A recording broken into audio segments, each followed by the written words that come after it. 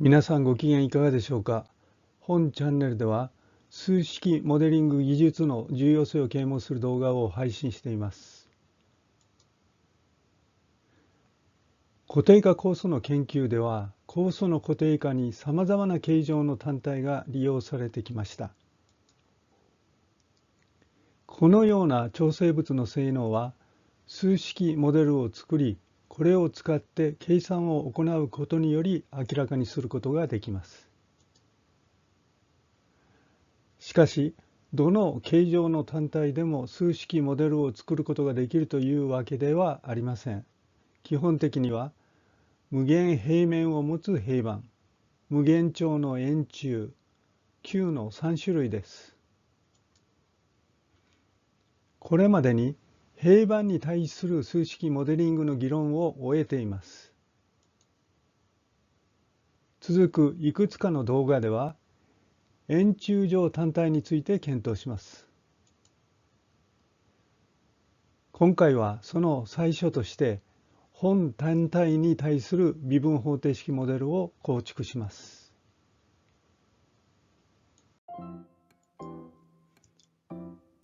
酵素が均一に固定化されている無限に長い多項性円柱を考えましょう。でも、このような単体は実際にはありませんね。したがって応用の場では、今から構築する微分方程式モデルに基づく計算結果から有限長の固定化酵素粒子による触媒反応の特徴を推測することになります。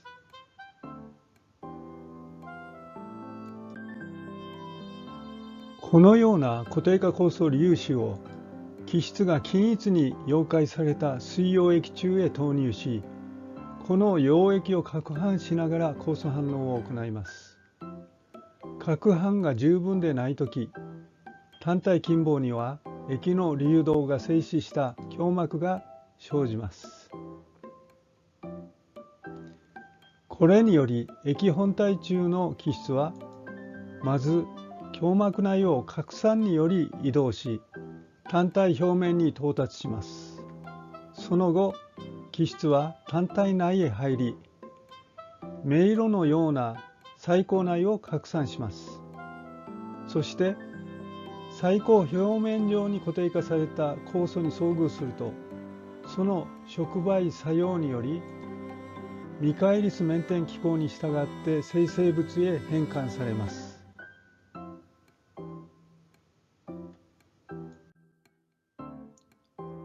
それでは物質収支を設定しましょう。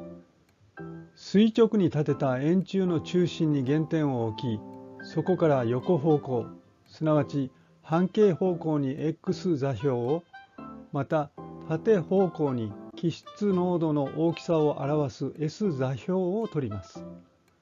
そして中心から x イコール x の位置に厚さ Δx の有限小の区間を設けます。この区間では基質の流入、流出、酵素反応による消失があります。本座標系では基質の拡散方向と x 軸の向きが反対になっています。このため流速 n を正の値にするには、それらの項の前に負の記号を置く必要があります。一方、第5章5の7では、平板上単体の微分方程式モデルを n を負の値として導きましたね。これらについては、第5章5の12の動画を視聴してください。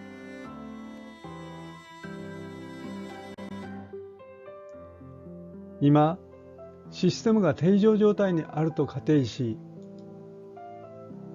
x イコール x と x イコール x プラス Δx での単位長さの円筒の面において、それぞれ基質の流入流速と流出流速を、また厚さ Δx の空間で酵素反応による基質の消失を考えます。これにより1式の物質収支式が導かれます。本式の各項は量と時間の逆相の次元、例えばモル、パー、セックのような単位を持つことを確認してください。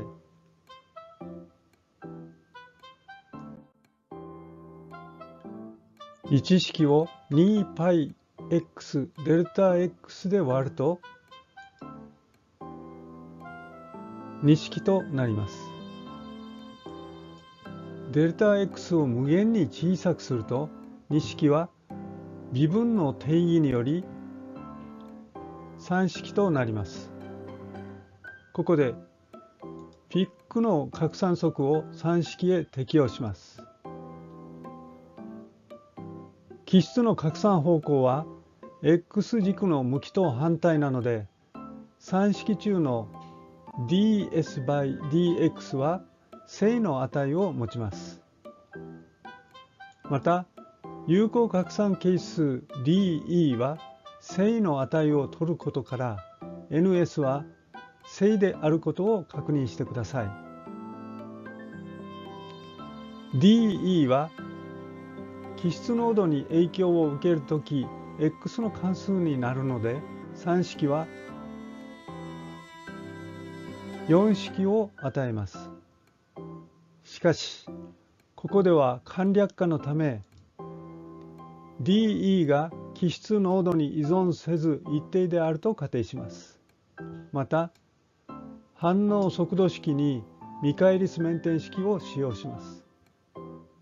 結果として4式は5式となります。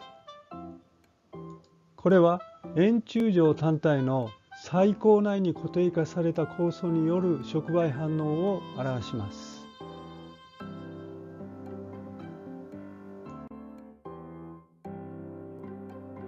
5式は2回の微分方程式なので特殊解を得るには2個の条件が必要です。その一つは単体中心 x イコール0において基質濃度勾配が0であるとする6式の条件です。もう一つは単体の表面すなわち x イコール r における7式の条件です。この条件は少し複雑です。右辺は液本体と単体表面における基質の濃度差に基づき液本体中の基質が単体表面まで胸膜内を拡散するときの速度を表します。左辺は単体表面に到達した基質が単体表面での濃度勾配を推進力として単体内へ侵入する速度を表します。システムは定常状態にあるので両者は等しく7式となります。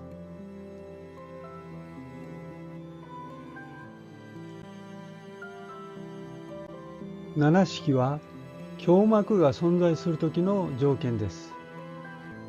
液が十分に混合されており胸膜がない場合液本体と単体表面での基質濃度は等しくなります。この時7式は8式のように簡略化されます。6式と7式または8式の組み合わせを境界条件と言います。また7式をロビンの条件、8式をディリクレの条件と言います。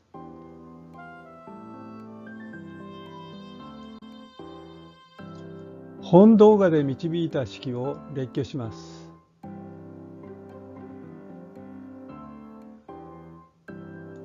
本システムの微分方程式の回数は2なので前述のように特殊解を得るには2個の条件が必要です。これらは境界において与えられるため本微分方程式は二点境界一致問題と呼ばれています。これは数値計算により解くことができます。一方5式の反応項が一次または0次の反応速度式で与えられる場合、解析的に解くことができます。次回の動画ではこれらの解析解を導きます。